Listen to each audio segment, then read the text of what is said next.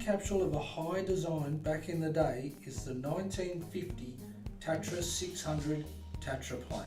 Sought after for its luxury at the time, it was both expensive and exclusive to the wealthy Czechoslovakians.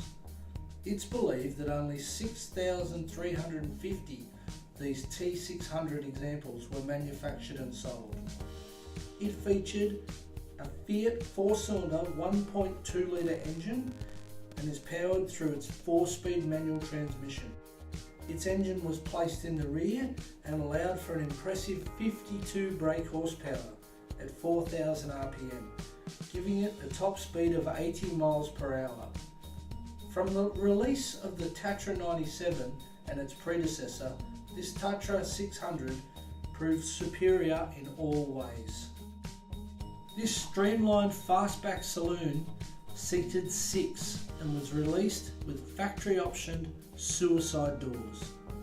An example in such a high-grade condition is an investment to a collector and would make a sound addition to any collection.